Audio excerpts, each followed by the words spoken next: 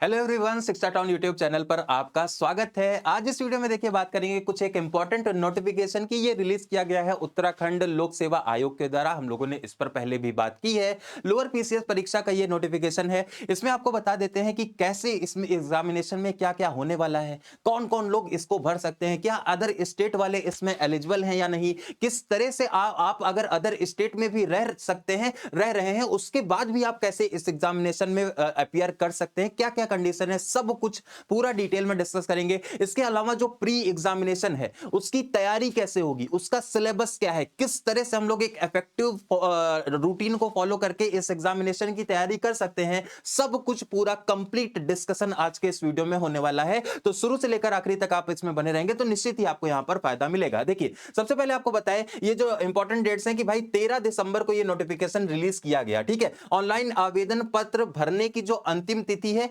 बहुत ही कम दिन बचे हुए हैं। 4 जनवरी तक इसके फॉर्म भरे जाएंगे, रात्रि 4 जनवरी तक इसके फॉर्म भरे जाएंगे 12 बजे तक। ठीक है, तो ये आपको ध्यान रखना है। सबसे पहले आपको फॉर्म भर लेना है। पहला मेजर स्टेप तो यही है कि भाई फॉर्म भर लीजिए, है ना। फॉर्म आपने भर लिया, उसके बाद में क्या होगा, उसके बाद में आपको इससे संबंधित एक संशोधन दिया जाएगा। 10 जनवरी से लेकर के 20 जनवरी तक आप संशोधन कर लीजिए। कोशिश करिए संशोधन का नंबर ना आए, आप सब कुछ एकदम एग्जैक्टली भरें और 4 जनवरी को ही लास्ट डेट मान करके आप इसको फॉर्म को भर के एक पहला जो कदम होता है वो फॉर्म भरना होता है। ठीक है, बहुत सारे लोग लास्ट तक वेट करते हैं और लास्ट में फिर वेबसाइट का इशू हो जाता है, वेबसाइट क्रैश हो जाती है बहुत ज्यादा लोड की वजह से। तो आपको सबसे पहला स्टेप फॉर्म भर लेना है। ठीक है, उसके बाद में किस तरह से कौन कौन लोग इनको भर पाएंगे, कौन कौन सी पोस्ट पर ये नोटिफिकेशन रिलीज किया गया है, क्या क्या उनकी एलिजिबिलिटी है, आज कंप्लीट डिस्कशन आज हम लोग कर लेते हैं, जिसकी आप लोग बहुत दिन से डिमांड भी कर रहे थे। देखिए, सबसे पहले आपको बता दें यहां पर जो आपकी जो नोटिफिकेशन रिलीज हुआ है उसमें जो पद हैं वो 113 पद हैं। यहां पर आपको थोड़ा सा हैरानी होगी, लगातार ये जो पद हैं इसके कम ही होते चले जा रहे हैं, लेकिन 113 पद हैं। आप फाइट करने के लिए आपके पास में कुछ तो है। उत्तराखंड में वैसे भी बहुत बड़ी संख्या में ये पद नहीं आते हैं, आपको इन्हीं में से संघर्ष करके अपनी एक सीट पक्की करनी होगी, है ना। देखिए, यहां पर जो पद हैं इनका डिवीजन किस प्रकार से है, किस किस विभाग में ये पद है, किस किस पोस्ट पर ये पद है, सब कुछ डिस्कस करेंगे। यहां पर क्या क्या कवर किया जाएगा एक एक पॉइंट देखेंगे। देखिए, सबसे पहले 113 पद हैं, है ना। 113 पद का जो डिवीजन किया गया है वो यहां पर नायब तहसीलदार हैं, पहले नंबर पर नायब तहसीलदार हैं। ये राजस्व विभाग का ये एक पद है जहां पर आपको 36 पोस्ट पर फाइट करना है ना। कुल मिलाकर के 36 पोस्ट पर आपको फाइट करना है। इनका डिवीजन आप अगर क्षैतिज आरक्षण के रूप में देखेंगे तो इस प्रकार से है कि 18 पद आपके जनरल के, 8, 2, 5 और 3, इस प्रकार से 36 पद यहां पर नायब तहसीलदार के यहां पर दिए गए हैं। ठीक है, उसके बाद में जो नंबर आता है वो आता है यहां पर डिप्टी जेलर का। ठीक है, डिप्टी जेलर बहुत ज्यादा लोग इसके लिए एक्साइटेड हैं। डिप्टी जेलर की अर्हता क्या है, डिप्टी जेलर में कितने पद हैं, सब कुछ देखते हैं। देखिए, डिप्टी जेलर के यहां पर कुल मिलाकर के 14 पद हैं, जहां पर 10 पद यहां पर जनरल के हैं, बाकी 2 और 2 पद मिलाकर के ये कुल मिलाकर के 14 पद यहां पर किसके हैं, गृह विभाग में, किसमें, होम डिपार्टमेंट में ये डिप्टी जेलर के पद रिलीज किए गए हैं। ये आपको याद रखना है। ठीक है, इसमें अलग अलग अगर आप देखें तो यहां पर कुछ और डिवीजन, सब डिवीजन है। अगर आप ओबीसी कैटेगरी के हैं, अगर आप फ्रीडम फाइटर, कुछ अलग डिवीजन भी यहां पर हैं, आप इनको डिटेल नोटिफिकेशन में देख सकते हैं। फिलहाल हम लोग एक ओवरऑल रूपरेखा देख लेते हैं कहां पर कितने हैं। ठीक है, उसके बाद में एक आता है सप्लाई इंस्पेक्टर। इस पर भी बहुत सारे बच्चे क्वेरी कर रहे थे कि यहां पर अर्हता क्या है। अभी अर्हता पर हम लोग आएंगे, पहले पदों की संख्या देख लेते हैं। 36 पद यहां पर हैं। ये किस विभाग में है, ये यहां पर खाद्य नागरिक आपूर्ति उपभोक्ता मामले का विभाग है, इसमें ये 36 पद रिलीज किए गए हैं, ये आपको याद रखना है। ठीक है, उसके बाद में क्षैतिज आरक्षण के हिसाब से ये डिवीजन है, आप यहां पर देख सकते हैं। ठीक है, उसके बाद में आता है मार्केटिंग इंस्पेक्टर। ठीक है, मार्केटिंग इंस्पेक्टर के यहां पर 6 पद हैं, ये भी उसी विभाग में है ना, खाद्य नागरिक आपूर्ति और उपभोक्ता विभाग से संबंधित ये भी पद हो जाएगा। ये हमारा मार्केटिंग इंस्पेक्टर का हो जाएगा। 6 पद, 6 पोस्ट यहां पर रिलीज किए गए हैं, 6 पोस्ट ओवरऑल है। बाकी इसका जो क्षैतिज आरक्षण है आप यहां पर देख सकते हैं। ठीक है, आगे बढ़ते हैं। देखिए, अगला जो हमारा स्लाइड है इसमें आप लोग यहां पर देखेंगे कि एक लेबर एनफोर्समेंट ऑफिसर है, एलईओ की पोस्ट है। ठीक है, एलईओ की पोस्ट कौन भर सकता है, क्या कुछ होगा अभी समझते हैं। पहले यहां पर जो संख्या है उसको देख लेते हैं। 5 सीट यहां पर है। एक्साइज की आबकारी अधिकारी, बहुत ज्यादा लोग इसके लिए भी पूछ रहे थे कि आबकारी अधिकारी की अर्हता क्या है। आइए देखते हैं, इसके जो पद हैं वो 5 पोस्ट यहां पर है। एक्साइज डिपार्टमेंट में ये नोटिफिकेशन रिलीज किया गया है, ये आपको ध्यान रखना है। उसके अलावा और क्या है, अभी और है। देखिए, यहां पर 2 पद यहां पर रिलीज किए गए हैं गन्ना विकास निरीक्षक के, ज्येष्ठ जो सीनियर गन्ना विकास निरीक्षक है उसके साथ में गन्ना विकास एक सीनियर है, एक नॉर्मल गन्ना विकास निरीक्षक, इनके 6 पद हैं। इसके बाद में खांडसारी निरीक्षक भी है यहां पर, है ना। ये तीनों पद जो है वो गन्ना विकास और चीनी उद्योग विभाग में रिलीज किए गए हैं। अधिकारी रैंक की पोजीशन है, क्या इनकी सैलरी होगी, किस तरह से काम होगा, सब कुछ आगे अभी आपको देखने को मिलेगा, ठीक है। 3 पद यहां पर है खांडसारी निरीक्षक के, ठीक है। तो ये गन्ना विभाग से संबंधित 3 पद हैं। एक ज्येष्ठ गन्ना विकास निरीक्षक हो गए, एक गन्ना विकास निरीक्षक हो गए, एक खांडसारी निरीक्षक हो गए। ये आपको ध्यान रखना है। आगे बढ़ते हैं। अब देखिए अदर स्टेट, बहुत सारे लोग ये पूछ रहे थे कि सर अदर स्टेट वाले क्या इसमें एलिजिबल हैं। आपको एकदम स्पष्ट बताते हैं, एकदम जो हमारे नोटिफिकेशन में मेंशन्ड है उसको एकदम एनालाइज करके आपको बताते हैं। देखिए सबसे पहले बता देते हैं आपको कि ये जो जितने भी लोग इसमें फॉर्म भर रहे हैं, ठीक है, उन्होंने 10th और 12th दोनों ही शिक्षा जो है अगर उत्तराखंड से ग्रहण की है, उनका 10th बोर्ड एग्जामिनेशन 10th का, उसके अलावा 12th एग्जामिनेशन उनका अगर उत्तराखंड स्टेट के बोर्ड से पास किया गया है, उत्तराखंड स्टेट के वो रहने वाले थे, तो वो इस फॉर्म को भर पाएंगे, पहली चीज, ठीक है। उसके अलावा क्या बाहर वाले भर ही नहीं पाएंगे? देखिए एक और ऑप्शन है, अगर मान लीजिए आपके जो माता पिता हैं वो किसी ऐसी सर्विस में है, अगर आप बाहर रहते थे लेकिन आपके माता पिता ऐसी सर्विस में है जो जीवन भर उत्तराखंड में ही रहेंगे, और लेकिन ये किसके लिए है? ये केवल सेना के लिए है, ठीक है, सेना के लिए है। अगर आप परमानेंट उत्तराखंड में रहेंगे तो आप इस फॉर्म को भर पाएंगे। अगर आप इसको डिटेल में समझेंगे तो आपको यही देखने को मिलेगा, ठीक है। उसके अलावा यहां पर एक ये है कि राज्य के स्थायी निवासी अगर आप हैं, अगर आप राज्य के स्थायी परमानेंट रेजिडेंट आप अगर हैं उत्तराखंड के, तभी आप इस फॉर्म को भर पाएंगे। तो 3 क्वालिफिकेशन यहां पर, पहला 10th और 12th में अगर आपने एजुकेशन किया है तो अब आप इसमें इस फॉर्म को भर पाएंगे। उसके अलावा अगर आप 10th और 12th दोनों में है, एक में नहीं दोनों में चलेगा यहां पर, ठीक है। उसके अलावा इसमें अगर आपकी जो माता पिता हैं वो स्थायी यहां पर काम कर रहे हैं, यहां के बाहर उनका ट्रांसफर नहीं हो सकता है, तब आप इस फॉर्म को भर सकते हैं। इसके अलावा अगर आपकी जो आपका जो नेटिव प्लेस है, मतलब जो ओरिजिनल प्लेस है, वहां का आपके पास में निवास प्रमाण पत्र होना चाहिए। अगर आप ऐसा कुछ आपके पास में है तब आप इस फॉर्म को भर सकते हैं, या फिर उनके उत्तराखंड के रोजगार पोर्टल पर आप रजिस्टर्ड हैं तब आप इस फॉर्म को भर पाएंगे। ये कुछ ऐसे क्राइटेरिया हैं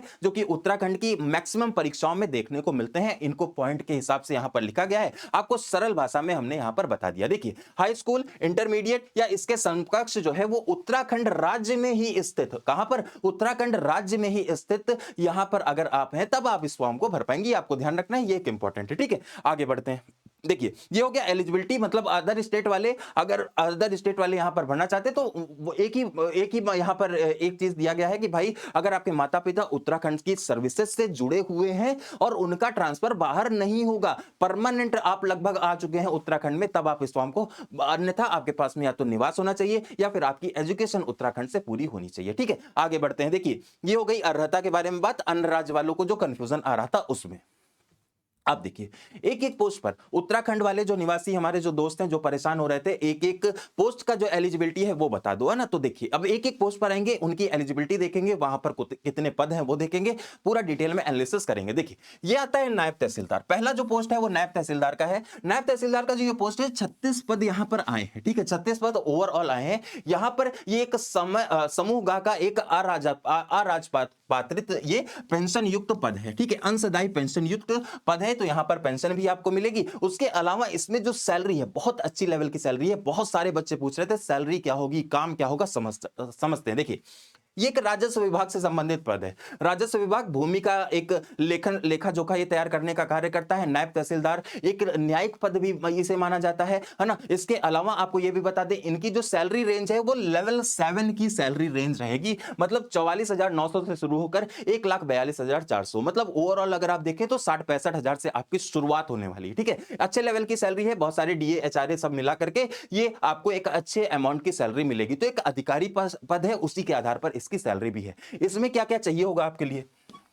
शैक्षिक अर्हता क्या है? देखिए अगर विधि द्वारा स्थापित किसी भी विद्यालय से आपने स्नातक की उपाधि प्राप्त की है, सरकार द्वारा समकक्ष प्राप्त कोई शिक्षित शैक्षिक अर्हता है, इसके समकक्ष, मतलब कुल मिलाकर के आपको स्नातक ग्रेजुएट होना पड़ेगा। क्या ग्रेजुएट अगर आप हैं यहां पर तो आप इसको भर पाएंगे, ये आपको ध्यान रखना है, ग्रेजुएट के लिए ही है, ठीक है। उसके बाद में प्रादेशिक सेना में कम से कम 2 वर्ष की अवधि तक सेवा की हो, है ना, या फिर एनसीसी का भी जो प्रमाण पत्र है ये आपके पास हो, तो लेकिन ये अनिवार्य नहीं है, ये अधिमान्य है, मतलब ये ऑप्शनल है। यहां पर आपको वरीयता जरूर दी जाएगी, लेकिन अगर आपके पास में ये नहीं है, अगर आप केवल सिंपल ग्रेजुएट हैं, तब भी आप इस फॉर्म को भर सकते हैं। ठीक है, दोनों में अंतर है। ठीक है, ये अधिमानी अर्हता है, ये आपसे एक्सपेक्टेड है, लेकिन अगर नहीं है तब भी आप इस फॉर्म को भरेंगे, कंपटीशन में आप पार्ट लेंगे। ठीक है, आगे बढ़ते हैं। देखिए अगला हमारा पोस्ट, अगला आता है हमारा उपकारापाल। ठीक है, इसके जो पद हैं वो कुल मिलाकर के 14 हैं। यहां पर भी अंशदायी पेंशन युक्त है। इसके अलावा यहां पर जो सैलरी है वो लेवल 6 की है, वहां नायब तहसीलदार में लेवल 7 था, यहां पर लेवल 6 है, ये आपको ध्यान रखना है। उसके अलावा यहां पर आपके पास में एक विश्वविद्यालय से स्नातक प्राप्त होना चाहिए, है ना। देवनागरी लिपि का एक तरह से हिंदी का कार्यकारी ज्ञान कम से कम होना चाहिए। देखिए ज्ञान लिखा है, कोई क्वालिफिकेशन नहीं लिखी, मतलब बेसिकली आपको इसका नॉलेज होना चाहिए। ठीक है, कोई सर्टिफिकेशन की जरूरत नहीं है, लेकिन नॉलेज होना चाहिए, ये आपको याद रखना है। ठीक है, उसके बाद में प्रादेशिक सेना में 2 वर्ष की न्यूनतम अवधि तक सेवा, वही अधिमानी अर्हता जो हम लोगों ने पहले देखी है ना। इसके अलावा जो इसमें एक और चीज है, यहां पर थोड़ा सा फिजिकल मेजरमेंट भी मांगा गया है। देखिए यहां पर आपको देखना है, अन्य अनिवार्य अर्हता में शैक्षणिक दक्षता भी इसमें इस पोस्ट के लिए इंक्लूड की गई है, जो कि हमारा उपकारापाल है ना। ये हमारा हमको आपको याद रखना है। देखिए इसमें क्या है, पर्वतीय क्षेत्र को छोड़ करके सामान्य पिछड़ी जाति तथा अनुसूचित जाति के अभ्यर्थियों के लिए ऊंचाई जो है वो 165 होगी, परवर्ती क्षेत्र के लिए ये ऊंचाई जो है वो 160 होगी। ठीक है, दोनों में अंतर है थोड़ा सा, यहां पर ये आपको ध्यान रखना है। अनुसूचित जनजाति के लिए ये 57.5 होगी। न्यूनतम इतनी अगर हाइट आपकी है तभी आप इस फॉर्म को भरने जाइएगा। उसके बाद में अगर छाती माप देखें तो बिना फुलाए जो है वो 78.8 हो जानी चाहिए अनुसूचित जाति के लिए, है ना। इसके अलावा फुलाने पर 83 मतलब 5 सेंटीमीटर का आपको यहां पर फुला करके अपनी छाती को 5 सेंटीमीटर ज्यादा फुला लेना है, ये आपको ध्यान रखना है। ये एक इंपॉर्टेंट चीज है जो कि आपको ध्यान रखनी है। आगे बढ़ते हैं।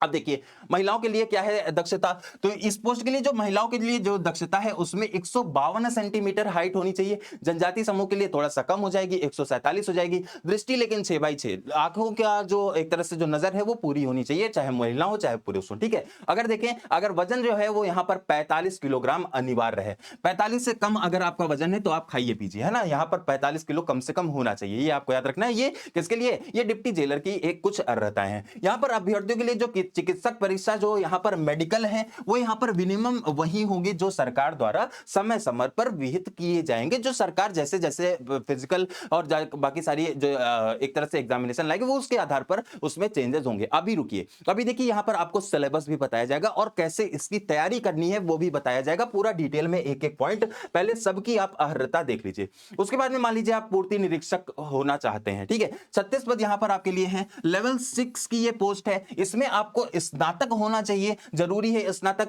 हिंदी का ज्ञान आपको होना चाहिए। और ऐसे अभ्यर्थी जो कि वही 2 साल तक अगर उन्होंने किसी भी आधार पर प्रादेशिक सेना की में सेवा दी है तो आपको यहां पर वरीयता मिलेगी, वही एनसीसी वालों को वरीयता मिलेगी। तो ये वरीयता हर एक पोस्ट के लिए अलग अलग यहां पर दी गई हैं, लेकिन बेसिकली क्या है, आपको स्नातक और देवनागरी लिपि का आपको ज्ञान होना चाहिए। ठीक है, तो ये हो गया हमारा सप्लाई इंस्पेक्टर। उसके बाद में आएगा विपणन निरीक्षक, ये यहां पर 6 पद इसके लिए है। लेवल 6 की ये भी पोस्ट है, यहां पर भी आपको स्नातक की उपाधि होनी चाहिए, यहां पर भी आपको स्नातक की उपाधि होनी चाहिए और देवनागरी लिपि में एक अच्छा खासा ज्ञान आपको होना चाहिए। बेसिक नीड है ना, ये बेसिक नीड है, उसमें कोई क्वालिफिकेशन कोई सर्टिफिकेट की जरूरत नहीं है, लेकिन कम से कम आपको हिंदी बोलना आना चाहिए। ठीक है, आगे बढ़ते हैं। और अधिमानी अर्हता में वही 2 चीज, प्रादेशिक सेना और एनसीसी वाला सर्टिफिकेट। ठीक है, आगे बढ़ते हैं। अब देखिए श्रम प्रवर्तन अधिकारी, इसमें 5 पोस्ट है आपके लिए, यहां पर भी स्नातक है। ठीक है, कम से कम ग्रेजुएशन हर एक पोस्ट के लिए है ना। लोअर पीसीएस की हर एक पोस्ट के लिए ग्रेजुएशन कम से कम रिक्वायर्ड है, ये आपको ध्यान रखना है। ठीक है, उसके अलावा यहां पर प्रादेशिक सेना के लिए 2 वर्ष और उसके साथ में एनसीसी के लिए एनसीसी का सर्टिफिकेट अगर आपके पास में है सी वाला, तो आप इसमें आपको यहां पर थोड़ा सा प्रायोरिटी मिल जाएगी। ठीक है, आबकारी निरीक्षक में क्या होगा, 5 पोस्ट है यहां पर क्या है, यहां पर भी स्नातक है, यहां पर भी दो प्रकार की अधिमानी अर्हता है। तो लगभग जो क्वालिफिकेशन है लगभग सब में स्नातक है और अधिमानी अर्हता में वही हमारा प्रादेशिक सेना में 2 वर्ष और साथ में एनसीसी का बीएससी सर्टिफिकेट। तो आपको थोड़ा सा अधिमानी, थोड़ा सा यहां पर आपको प्रायोरिटी दी जाएगी। ठीक है, आगे बढ़ते हैं। अगले पॉइंट पर आएंगे। अगला है अन्य जो अन्य कुछ चीजें हैं, जैसे कि जो शारीरिक, बहुत सारे पोस्टों में शारीरिक चीजें दी गई हैं, उसमें क्या है, सामान्य वर्ग के लिए 167 सेंटीमीटर है, महिला के लिए 152 सेंटीमीटर हाइट है, ठीक है। उसके बाद में इसके अलावा अनुसूचित अगर देखें तो अनुसूचित में 1600 है, और पर्वतीय क्षेत्र के लिए 1600 नहीं, माफ कीजिएगा, 160 है, और अगर जो पर्वतीय क्षेत्र है उनके लिए 162.6 है। तो ये आपको ध्यान रखना है, ये कुछ इंपॉर्टेंट रिक्वायर्ड फिजिकल क्वालिफिकेशन जो आपको याद रखनी है, ठीक है। उसके अलावा जो एक तरह से छाती है, छाती का नाप केवल पुरुषों के लिए है, वहां पर 78.8 सेंटीमीटर कम से कम आपकी छाती होनी चाहिए अगर आप सामान्य वर्ग से आते हैं। अगर आप अनुसूचित जाति से आते हैं तो 76.3 सेंटीमीटर में भी आप क्वालिफाई हो जाएंगे, लेकिन फूलना कितना चाहिए, कम से कम 5 सेंटीमीटर आपको छाती अपनी फुला करके रखनी है, ठीक है। हाँ, बिल्कुल सही। चलिए अब आगे आते हैं। महिलाओं के लिए एक न्यूनतम जो वजन है वो भी यहां पर दिया गया है कि कम से कम आप कितने कम से कम आप 45 किलो के होने ही चाहिए, ठीक है। आगे बढ़ते हैं।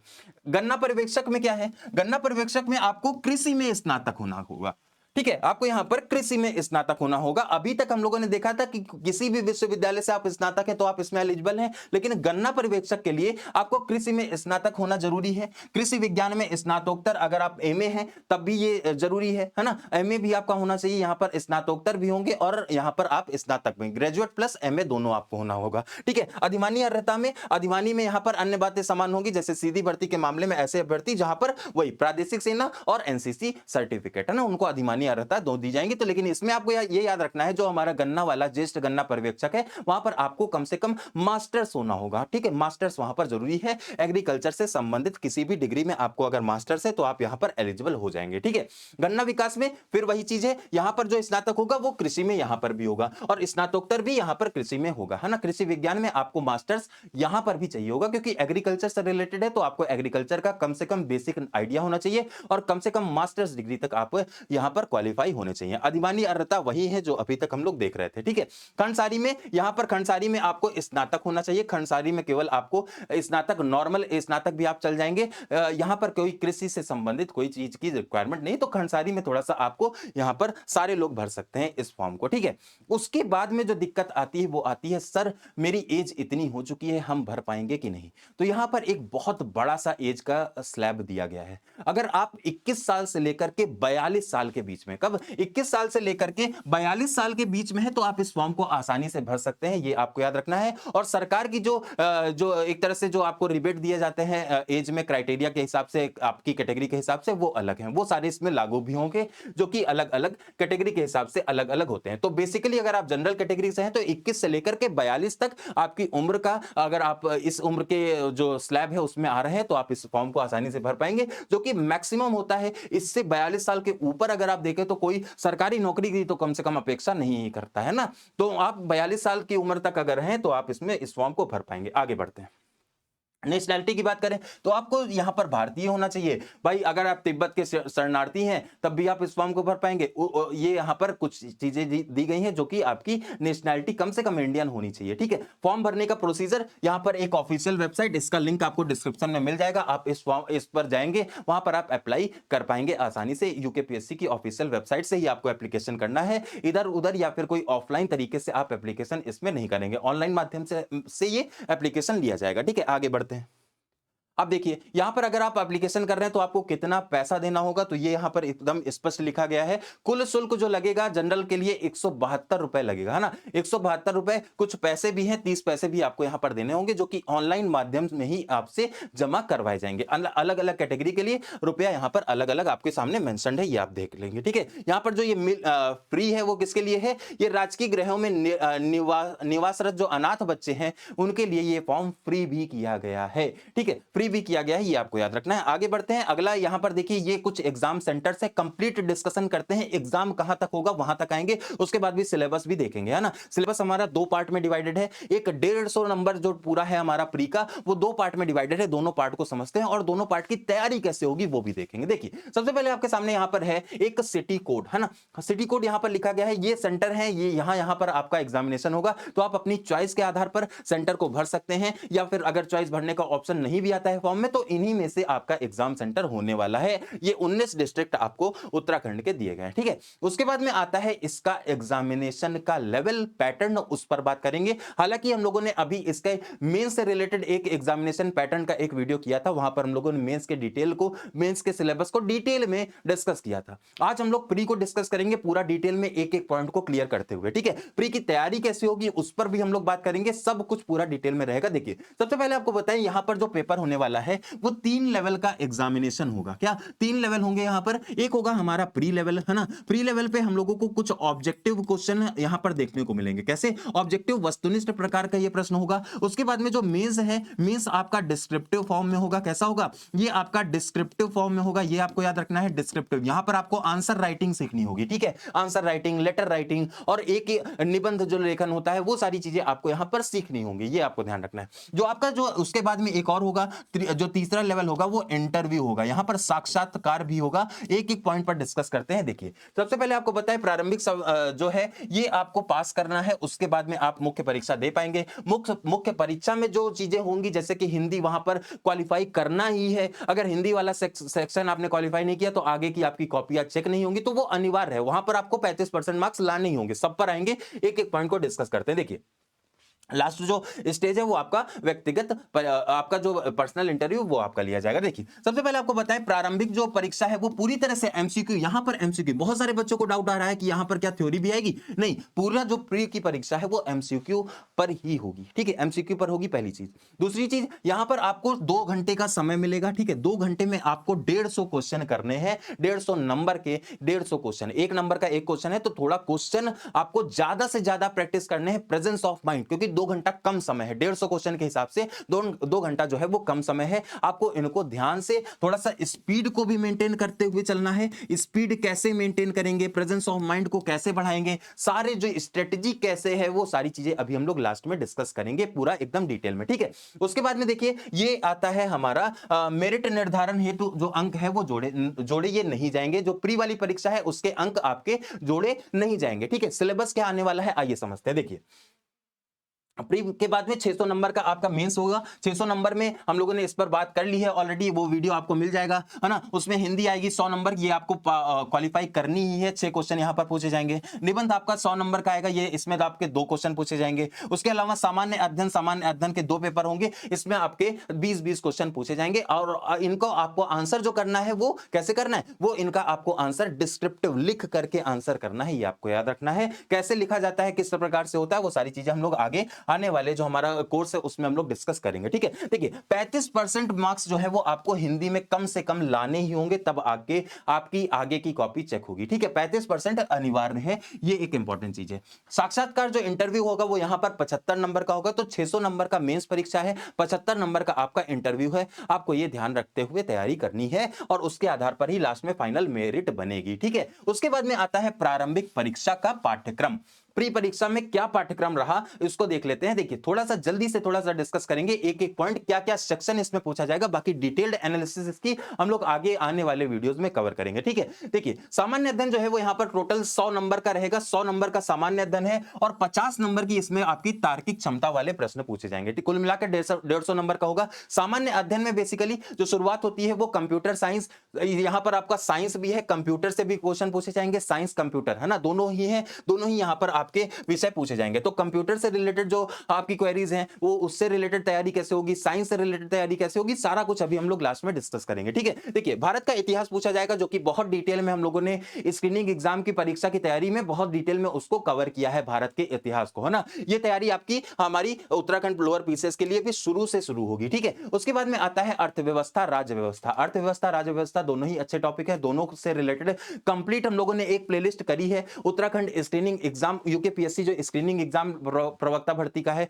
वहां पर हम लोगों ने इसको टॉपिक वाइज कवर किया है ना। उसकी तैयारी हम लोग फिर से करेंगे यहां पर एकदम शुरू से, एक एक जो मतलब 0 से लेकर के 100 तक हम लोग वहां पर जाएंगे, एक एक बेसिक टर्म को क्लियर करते हुए तैयारी करेंगे, है ना। तो ये हमारी उत्तराखंड राज्य व्यवस्था संबंधित हो गया। उसके बाद में आता है भारत का भूगोल, है ना। उसके बाद में आता है करंट अफेयर। भारत का भूगोल हो गया, अभिषेक सर आपको पढ़ाएंगे। जो आपका करंट अफेयर है अभिषेक सर आपको पढ़ाएंगे। उत्तराखंड जो उत्तराखंड का हिस्ट्री है वो हम आपको पढ़ाएंगे, है ना। उत्तराखंड की हिस्ट्री हो गई, उत्तराखंड की जो ज्योग्राफी बाकी सारा पार्ट है वो आपको अब से एक सार उत्तराखंड जीके का से रिलेटेड क्लासेस आपकी लेंगे, ठीक है। उत्तराखंड की संस्कृति है यहाँ पर आप देख सकते हैं। उत्तराखंड का भूगोल है, वहाँ का जनांकिकी है, मतलब जो जनसंख्या है वो सारी चीज़ें हैं, नदी, पर्वत है, दूरस्थ क्षेत्र हैं, परेशानी, समस्या है, आपदा क्या-क्या होती है, उनका प्रबंधन कैसे होता है, वो सारी चीज़ें यहाँ पर देखने को मिलेंगी। आर्थिक राजनीति है उत्तराखंड की, तो उत्तराखंड स्टेट की जो जीके है वो भी इंपॉर्टेंट है आपकी, है ना। हमारा जो ओवरऑल जो हमारी इंडिया की पूरी कंप्लीट जीके है वो भी हमारी इंपॉर्टेंट है, तो दोनों चीज़ों पर आपको ध्यान करते हुए अपनी तैयारी को करना है। तो प्री परीक्षा जो है वो इन्हीं सारे टॉपिक्स पर निर्धारित है। उसके अलावा जो दूसरा इसका पार्ट आता है वो आता है रीजनिंग का, ठीक है। तो रीजनिंग आपको अब से एक सेट गाइड करेंगे, यहां पर 50 नंबर का रीजनिंग रहने वाला है। सामान्य बुद्धि बुद्धि से रिलेटेड यहां पर क्वेश्चन पूछे जाएंगे। कंप्लीट प्रिपरेशन इसकी कैसे करें, आइए उस पर बात कर लेते हैं, ठीक है। कंप्लीट प्रिपरेशन इसकी कैसे होगी, आइए उस पर बात कर लेते हैं। उसके अलावा जो मेंस परीक्षा है उसकी तैयारी अलग है, उसकी स्ट्रेटेजी अलग है, उसके लिए आप ये वाला वीडियो देख सकते हैं, ठीक है। देखिए अब क्या हुआ, तैयारी कैसे करें, किस तरह से हम लोग अच्छे नंबर ला सकते हैं, किस प्रकार से हम लोग इसकी तैयारी बहुत अच्छे से रेलेवेंट तरीके से कर सकते हैं। देखिए सबसे पहले आपको बताएं, जो यूकेपीएससी का जो लेवल है एग्जामिनेशन का वो लगातार बढ़ता ही चला जा रहा है। उस लेवल को मीट करते हुए आपके सामने एक यहां पर बैच कोर्स है ना। ये बैच कोर्स आपके सामने है शिक्षा टाउन की तरफ से, है ना। यहां पर एक एक कंप्लीट डिटेल हम लोग डिस्कस करेंगे, जैसे कि हर एक चीज, जैसे लाइव रिकॉर्डेड क्लास यहां पर आपको मिलेगी, यहां पर मॉक टेस्ट मिलेगा, मॉक टेस्ट के बाद में यहां पर डाउट क्लियरिंग सेशन मिलेंगे, पीडीएफ के नोट्स मिलेंगे, सब कुछ डिटेल में, जैसे हम लोगों ने स्क्रीनिंग एग्जाम की तैयारी की है उसी तरह से हम लोग लोअर पीसीएस की एग्जाम की तैयारी भी करेंगे, है ना। अच्छा ये कहां पर मिलेगा, तो ये देखिए, अगर आप गूगल पे भी सर्च करेंगे तो शिक्षा टाउन, है ना, शिक्षा टाउन जैसे ही आप गूगल पर सर्च करेंगे आप इस पेज पर आ जाएंगे, ठीक है। इस पेज पर आ जाएंगे आप, यहां पर आने के बाद में आप जो ये हमारा फ्रंट पेज है इसके बाद में आप आएंगे कोर्सेज वाले सेक्शन पे। कोर्सेज वाले सेक्शन के बाद में आपको यहां पर देखिए बहुत सारे बैचेस चल रहे हैं ऑलरेडी, है ना। इसमें स्क्रीनिंग एग्जाम की तैयारी कर रहे हैं हम लोग, पॉलिटी मेंस की तैयारी कर रहे हैं। ये आपका है उत्तराखंड लोअर पीसीएस का बैच कोर्स, ठीक है। उत्तराखंड लोअर पीसीएस के बैच कोर्स में आप जैसे ही आएंगे तो यहां पर आपको ये कंप्लीट डिटेल मिलेगा, उत्तराखंड पीसीएस में क्या क्या हम लोग देने वाले हैं, किस तरह से तैयारी करने वाले हैं, कंप्लीट चीजें मिलेंगी। यहां पर आपको लाइव रिकॉर्डेड सेशन मिलेंगे, आपको यहां पर पीडीएफ नोट्स मिलेगा, मॉक टेस्ट मिलेगा, डाउट क्लियरिंग सेशन मिलेंगे, हैंड रेज के टीचर मिलेंगे। बहुत सारे बच्चे यहां पर एनरोल लगातार कर रहे हैं, लगातार अपनी तैयारी को एक सही दिशा में आगे बढ़ा रहे हैं, है ना। आप भी हमारे साथ में जुड़ करके अपनी तैयारी को बहुत अच्छे से एकदम सिलेबस के अकॉर्डिंग चीजों को आगे बढ़ा सकते हैं। ये यहां पर आप देख सकते हैं, ये डिटेल नोटिफिकेशन यहां पर लगा दिया गया है, पीसीएस का डिटेल नोटिफिकेशन यहां पर आपके सामने लगा दिया गया है। सिलेबस के अकॉर्डिंग आपको अगर तैयारी कहीं पर करने का मौका मिल रहा है तो उस अवसर को आपको छोड़ना नहीं है, आपको उस अवसर का लाभ जरूर से जरूर उठाना है, ठीक है। उस अवसर का लाभ आपको जरूर से जरूर उठाना है। अगर किसी भी प्रकार का कोई भी डाउट है, चाहे वो एलिजिबिलिटी से रिलेटेड है या फिर किसी भी प्रकार का कोई भी डाउट है, तो उसे आप कमेंट सेक्शन में मेंशन करिएगा। और कितने लोग ऐसे हैं जो कि उत्तराखंड लोअर पीसीएस में एग्जाम की तैयारी करना चाह रहे हैं, वो भी कमेंट सेक्शन में बताइएगा जरूर से जरूर। और किसी भी प्रकार का कोई भी डाउट हो, किसी भी प्रकार का कोई भी इंपॉर्टेंट आपको सजेशन लेना है तो आप व्हाट्सएप नंबर और हमारे टेलीग्राम ग्रुप पर भी हमारे साथ में जुड़ सकते हैं। आज के इस वीडियो में इतना ही, जुड़े रहिए लगातार शिक्षा टाउन पर और अपनी तैयारी को सही दिशा में आगे बढ़ाते रहिए। जय हिंद।